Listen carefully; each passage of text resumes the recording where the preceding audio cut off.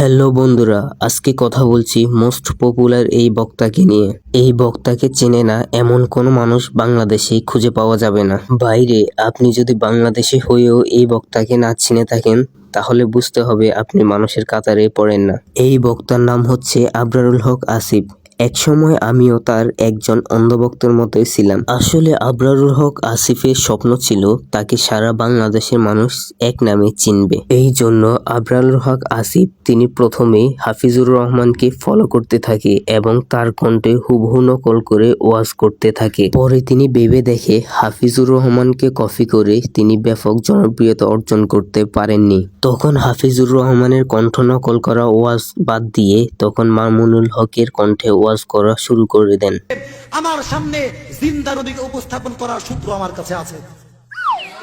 তিনি তখন আবার ভেবে দেখে মামুনুল হকের কণ্ঠ নকল করে যখন ব্যাপক সাড়া পাননি তখন আবার আমাদের প্রিয় আজহারি হুজুরকে ফলো করতে থাকে। বাইরে এই বান্দার লাইনে চলে আসছিল, কিন্তু যদি ওয়াজগুলো না করতো তাহলে অনেক ভাইরাল এবং পপুলার থাকতো। কিছুদিন আগে আবরারুল হক আসিফ লিল্লাহি তাকবীর বলে লিল্লাহি তাকবীর, আরো জোরে কাঁপাতে হবে, লিল্লাহি তাকবীর ব্যাপক আলোচনা সমালোচনার মাঝে আসেন। পরবর্তীতে তিনি নিজের ভুল বুঝতে পেরে তিনি সোশ্যাল মিডিয়ার মধ্যে ক্ষমা চেয়ে নেন। জনগণ ভেবেছিল মানুষ মাত্রই তো ভুল, সেজন্য তাকে ক্ষমা করে দিয়েছিল। ভাইরে ভাই, আমি তো ভেবেছিলাম এই বান্দা আসলে ভালো হয়ে গেছে, কিন্তু কে জানতো সে আবার আরেক উচ্ছৃঙ্খল কথা বলে ভাইরাল হতে চেষ্টা করবে। এরপর তিনি ওয়াজের মধ্যে এসে বলেন, একজন মেয়েকে দেখে তুমি যদি মানসিক শান্তি পাও তাহলে দ্যাটস এনাফ ফর ইউ। একজন মেয়েকে দেখে তুমি যদি মানসিক শান্তি খুঁজে পাও, দ্যাটস এনাফ ফর ইউ, আর কিছু লাগবে না। ভাইরে ভাই, এই কথা শুনে কোনো সিঙ্গেল ছেলের মাথা ঠিক থাকবে কিনা জানি না, তবে আমার মাথা একদমই কাজ করছিল না।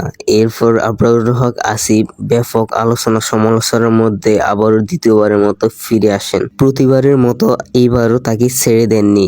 জনগণ তাকে আবরারুল হক আসিফ না বলে পুষ্পা হুজুর, ক্রাশ হুজুর এবং বন্ড হুজুর বলে আখ্যায়িত করেন। আবরারুল হক আসিফ তিনি তার ওয়াজে মেয়ে নিয়ে আলোচনা করায় যুবকদের আইডল হয়ে পরিচিত হয়েছেন। তার ওয়াজে অধিকাংশ বক্তব্যই পাওয়া যায় কিভাবে ভদ্র মেয়ে চেনা যায়, কিভাবে প্রেম করতে হয়, অথচ নিজেই বিয়ে করেননি। এক সময় আমিও তার অনেক বড় একটা ভক্ত ছিলাম। আমি তখনকার সময়ে তার ভক্ত ছিলাম যখন আবরারুল হক আসিফ নামে এই নামে বাংলাদেশের কেউ তাকে চিনতই না। কিন্তু কিছু কিছু কারণে আবরারুল হক আসিফকে ভক্তের জায়গা থেকে উঠিয়ে ফেলেছে। বাইরে একটা কথা বললে বিশ্বাস করবেন কিনা জানি না, আবরারুল হক আসিফের ওয়াজ শুনে আমি কিছু শিখছি কিনা তা জানি না, তবে একটা জিনিস বলতে পারবো যে এটা আমি খুব ভালো করে শিখেছি, তা হচ্ছে যুবকদেরকে কিভাবে উস্কানিমূলক ওয়াজ করতে হয় এবং যুবকদেরকে কিভাবে প্রেমের দিকে অগ্রসর করতে হয় তাই শিখেছি। ভাইরে ভাই, আবরারুল হক আসিফকে নিয়ে আমার আর কিছু বলার নাই। আর যদি আমার বলার কিছু মিস্টেক হয়ে থাকে তাহলে আপনারা অবশ্যই কমেন্টে বলে যান।